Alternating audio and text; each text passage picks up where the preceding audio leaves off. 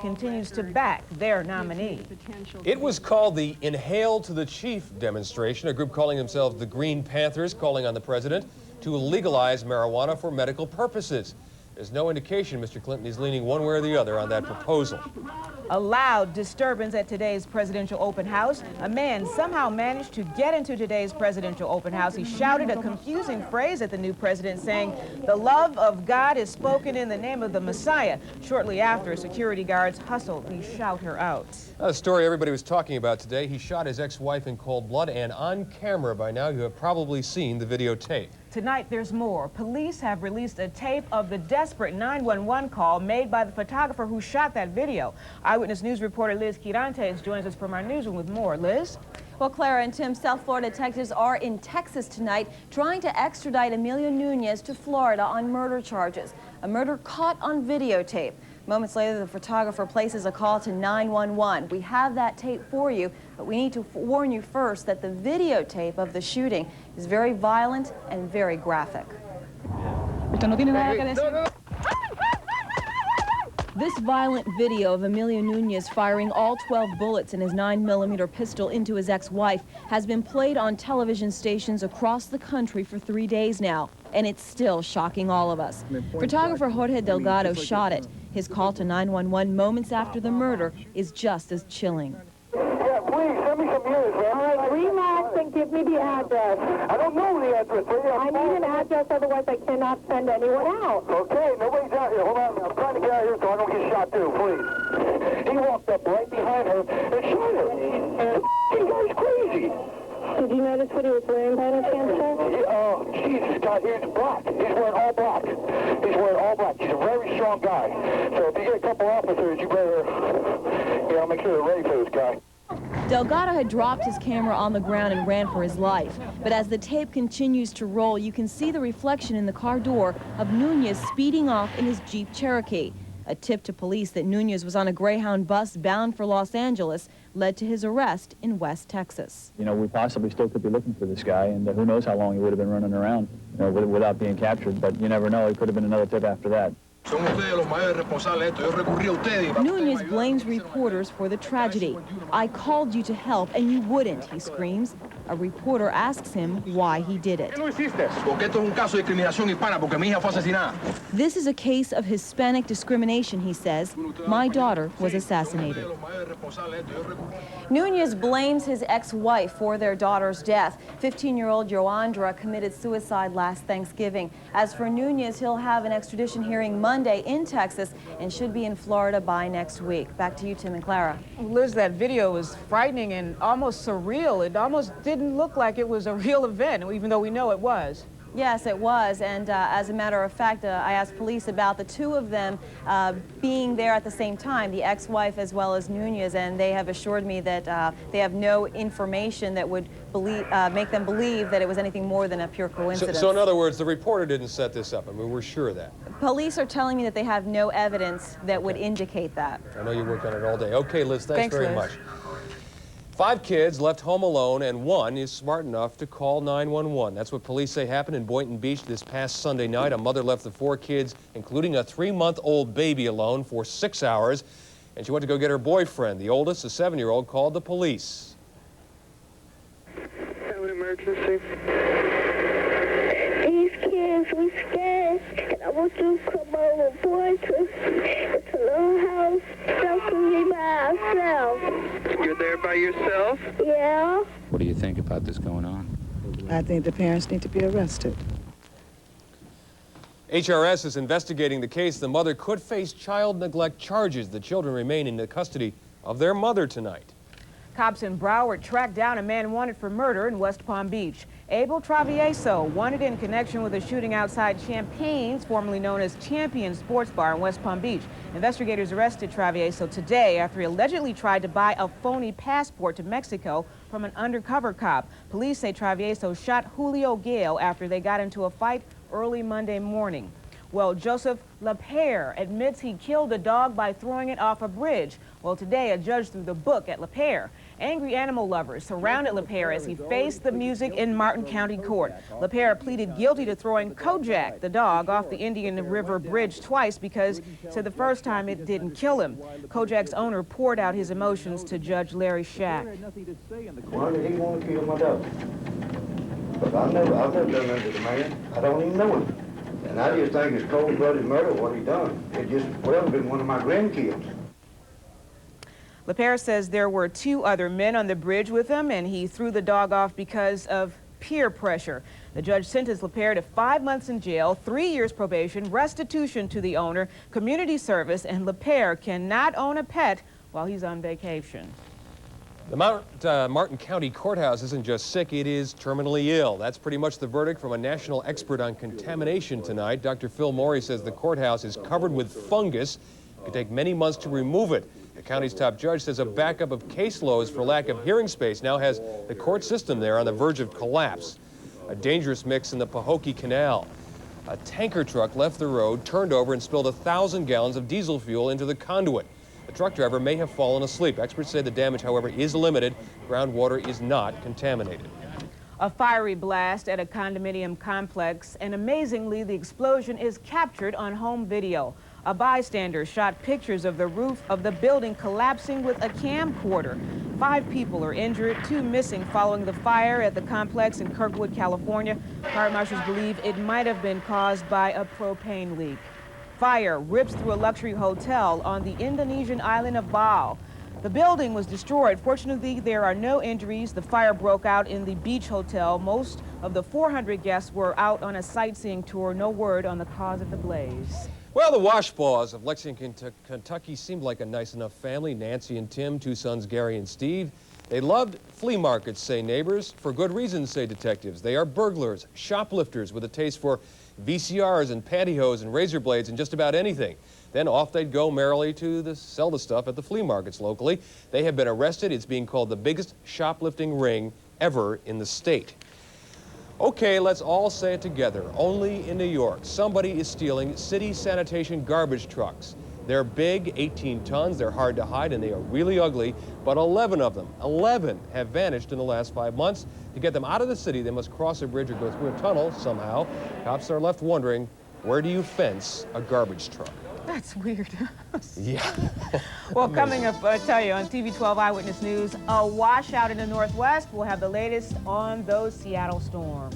Prayer is falling prey to the computer age. You won't believe the latest. And a tale of survival comes to the silver screen. Mike King reviews Alive. There's only 7 days till the coupon books go on sale. It's time to start helping our kids. For more information, call 1-800-273-WPEC.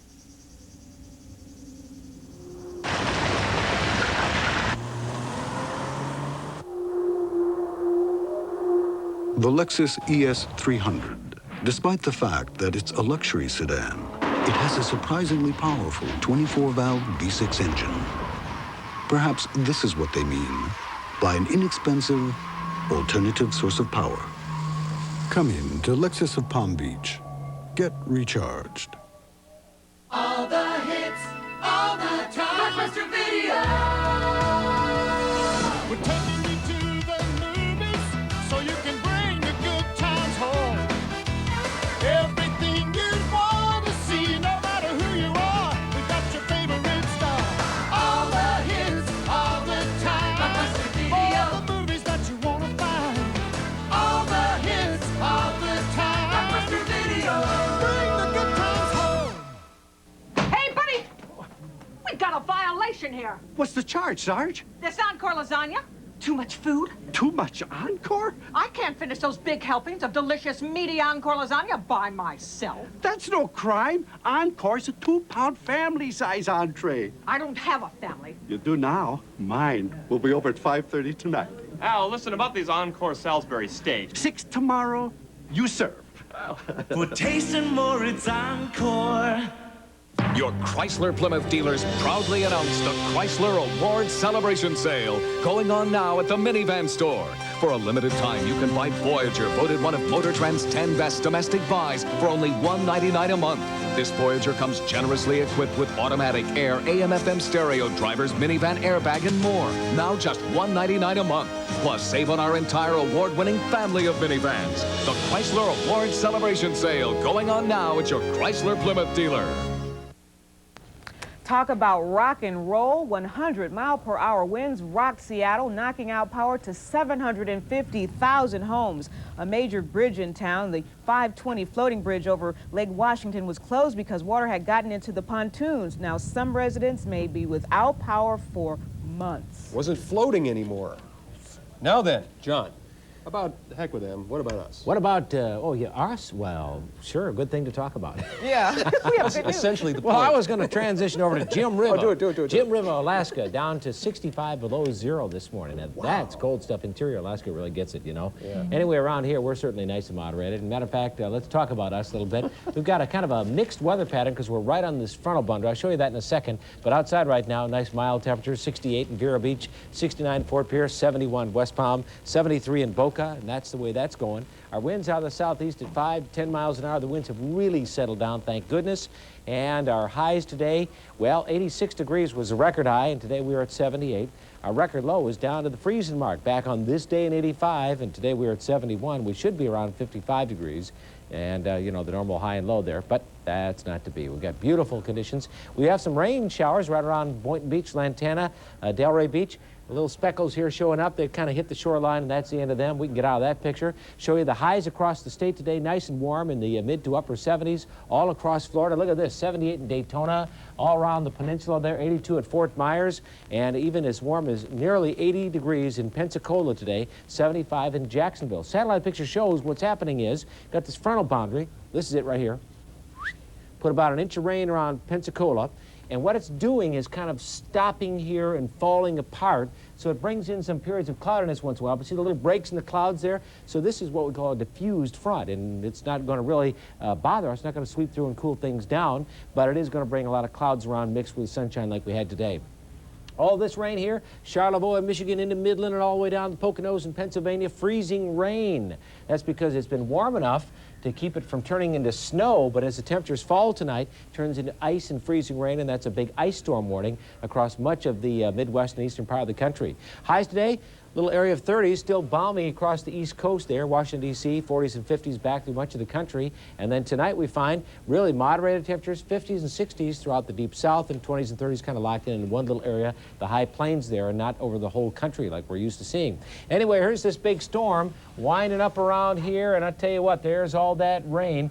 Matter of fact, the foothills of the Carolinas could actually have some ice within it as well.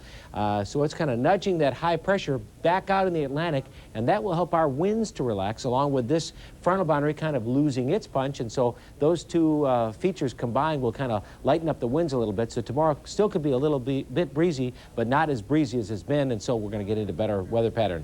High pressure pretty much locked in across much of the United States to the west, except around the northwest, where that big old storm just continues to reinforce the snow cover across the Sierras, about a foot of snow around Lake Tahoe, and of course you saw the strong winds in Seattle. Boaters, we did have a small craft advisory. It's going down, small craft caution, as the winds continue to settle. The seas will settle down. Tonight, partly cloudy, maybe a passing shower in some areas, very isolated. Tomorrow, mixed again. I'm going to focus more on the sunshine, lean more to the sunshine, but don't dismiss the clouds, and maybe a shower. But I think tomorrow is going to really be a very nice day, and that sets us up as we get towards the weekend. So there you go. John, can you do that again? Oh, you like that little sound Great effect sound in effect. the weather? Yeah. All right, John, thank you. It is a high-tech twist on an ancient and very holy tradition. The Wailing Wall is Judaism's holiest site. Israel's phone company is now offering worshipers a way of faxing a message of prayer to be inserted in the Wailing Wall. Now, normally, worshipers visit Jerusalem. They insert slips of paper there. Well, now they can do it by phone. Up next on TV 12 Eyewitness News, using celebrity status to promote safety, Eric Clapton lends a hand. And our critic sets his sight dead center on Alive. We'll be right back. I'm Anna Barton. Stephen Fleming never met a woman like Anna. I've never had feelings like this. And neither did his son. This is Anna, my father. I don't trust her. I've just asked Anna to marry me. Are you sure she's really what you want? You don't know her. Of course, he's not Anna's usual type. Mother. Who are you? Who are you? Fiercely erotic. One of the year's 10 best films. Siskel and Ebert. Damage. Rated R. Starts Friday. Check newspapers for a theater near you. Anything it takes. During the Dodge January clearance, we'll do anything it takes. Starting with $500 cash back on Shadow ES. No $750. Okay, $1,000. Anything it takes. A loaded 6-passenger Spirit would be a great deal at $15,000. How would you like it under 12 grand? Plus, immediate delivery, on-the-spot financing, low down payment. Anything. At the Dodge January clearance. Anything it takes.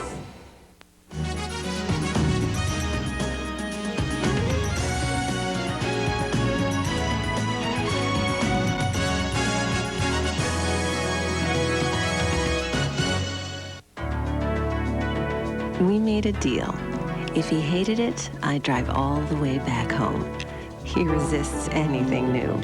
If he had his way, we'd be eating meatloaf every night. So guess who invited total strangers to join us for dinner? Guess who organized?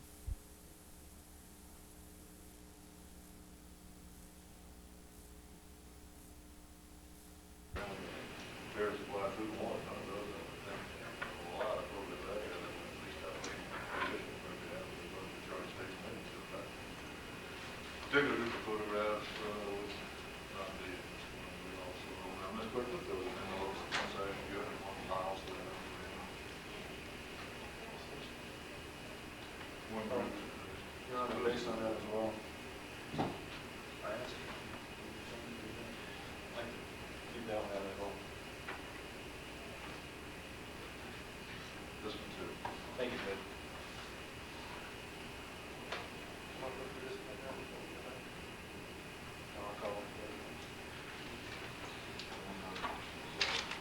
Your Honor, a potential defense witness came forward this morning saying you have direct evidence that seems to contradict some of the allegations made by the state. No notice has been provided to the state at this time. I would ask you to notice the state that we may intend to call a defense witness. State objection. We've had no notice of this. This is not one little event that's occurring. These are several events that are occurring today with the trial. The state's going to have to object. I remember the day the lawyers got ready for the trial, so getting ready for the trial. I understand your situation. Didn't do much getting ready before this morning. Well, the embellishment of the discovery certainly would help you. He just came forward this morning, Your Honor. We had no prior notice at all. Told me that he did observe the house, the condition of the house the very morning of the search. If we were all necessary, we'd like to come up and testify as to what we saw. Probably, or Mr. Rubin talked to me about the way to handle these things. I said you got a problem with college school. Yes, sir.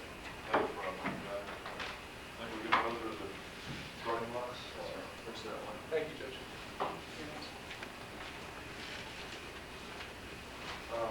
Somebody's photo back here, I guess. Probably, okay. Well, I guess we can, maybe we don't vote the rule at this time. I'll say grand jury out quite a bit. All the folks in the uniforms over there, for sure, don't believe this yet. We're on trial. There's a couple of them identified as plaintiffs with the year. Yes, sir. Clearly, okay, sorry. Folks back there named Rock and who are your last two witnesses? Mr. Goldman's name and mine. Seemed like a guy and a girl's names were mentioned. Just one, Your Honor. James Jurowitz. See you around? Yes, sir. Who was the last? Who was the other lady besides the Rocks? There are no others present, Your Honor, that we intend to call. Sure. Folks, those of you who were named earlier when the jury was, prospective jury was being questioned, those of you who have been identified just now, we're going to have you wait outside while trial is being conducted. Procedural rules are going to require that. Get out and wait around the hallway and make yourselves best you can make of the situation. You can't discuss the case now, either among yourselves if you're waiting or with anyone other than the two attorneys or the attorneys who are assigned to try the case. If you did have to be losing your chance to testify. I'm curious now, Mr. Lowe, who is this late blossoming witness that you found this morning? I need the name of this last witness that you told me this morning. James Jurowitz. Mr. Jurowitz needs to meet Mr. Rubin and have a discussion. I don't know what's going to happen soon, probably over lunchtime. You and he need to talk about this, whatever it is that you're going to be offering or a testimony. With that, folks, we're going to get the rest of you prospective witnesses. I'm out there in the hall. As I said, I'm sorry to make you wait there, but we've got to get you in some other place while the trial's going on. So if you would, just go ahead and get yourselves some comfortable place to wait. We'll call you as we can get to you throughout the day. Okay, folks, keep that on down slide.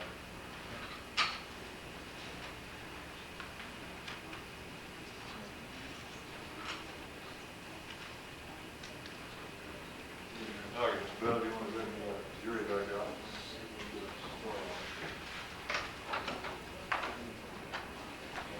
They told you before, my name is Michael Rubin. I'm the state attorney. I'm representing the state of Florida. As the judge told you, this is the opening statement. If the trial was a book, this opening statement would be like a table of contents. We're basically trying to tell you where we're going to be going and try to point out to you the things you should be observant to. Basically, ladies and gentlemen, in this case, the statement intends to prove to you that on August 24th of 1989, thereabouts of that time period, August 24th, that Mr. Harvey, or the man sitting right over here, allegedly left some animals inside his house, inside an apartment, without sufficient food or water, or any ability to exercise.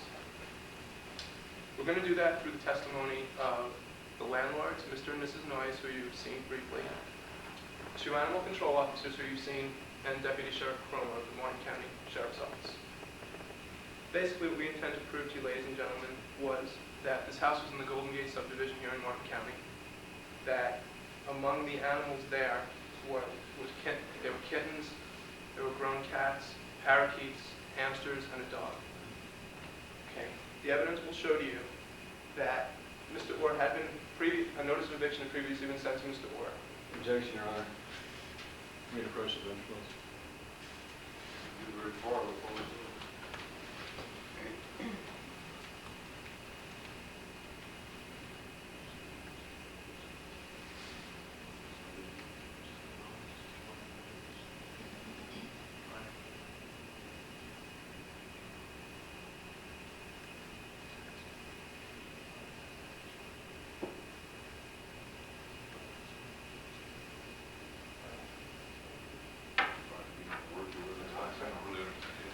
Thank you. The evidence will show, ladies and gentlemen, that there was no electricity in the house at the time these alleged events occurred. The evidence will show, ladies and gentlemen, this was in the summer when it was 100 degrees outside. The evidence will also show, ladies and gentlemen, that in addition to the electricity being turned off, there was no available food and water for these pets, and all the windows were sealed closed. The evidence will then lead us to Mr. and Mrs. Noyes will tell you why they entered the apartment, what they saw in the apartment. Then the animal control officers will tell you basically the same things. Now, we're not asking you to give any more weight to their testimony because they're animal control officers. We're not asking you to give any more weight to the testimony of the deputy sheriff. However, the animal control officers are trained to find these types of things. Just keep that in mind when you're listening to their testimony, please.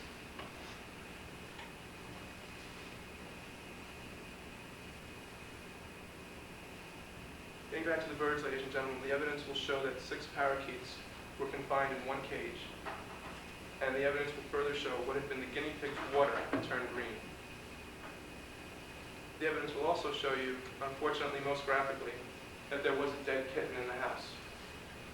The evidence will again tell you about a dog that was on a very short chain in the kitchen.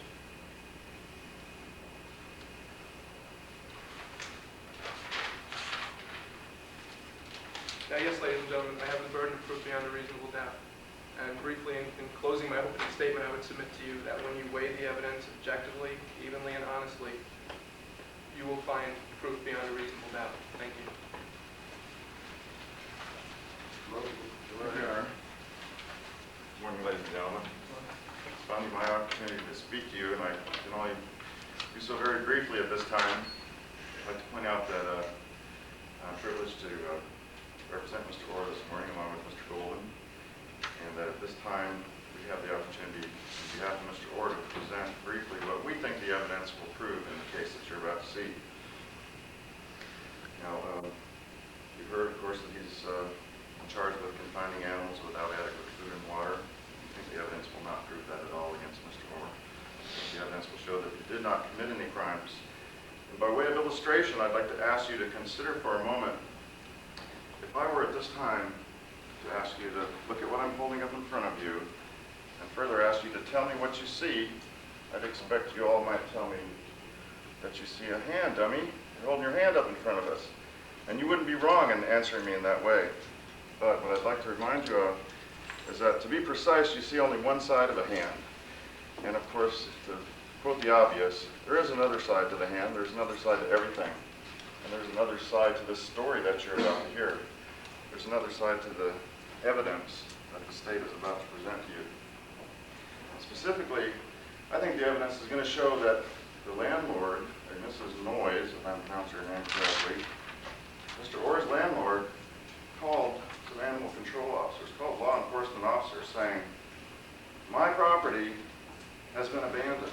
My property's been there for several days, all shut up and there's animals in there and I want to report that. Well, that's what she said. This is her property. She knew it had been abandoned. No one lived there anymore, according to her. She told these law enforcement officers that these animals had been left in there for several days. She didn't report it until several days later.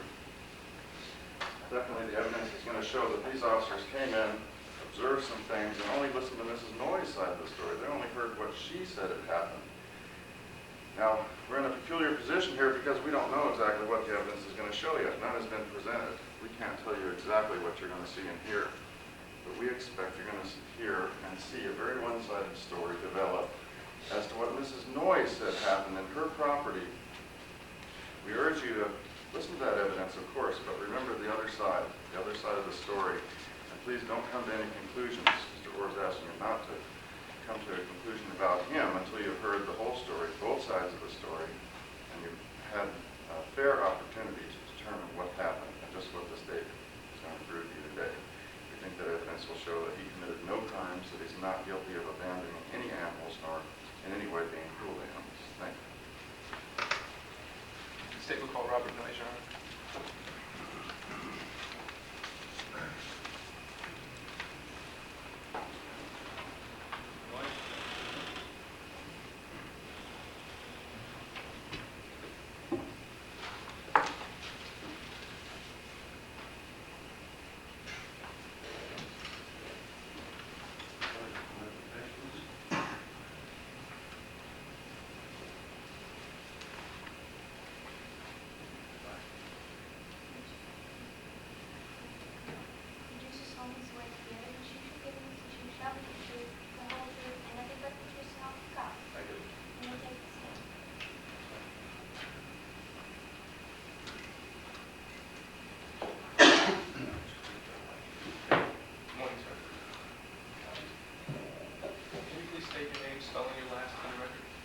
My name is Robert Allen Noyes, N-O-Y-E-S. Do you own or otherwise rent 2905 Hawthorne Street?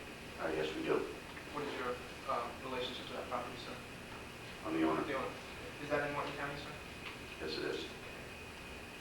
And have you ever entered into a lease agreement with a gentleman named Rory?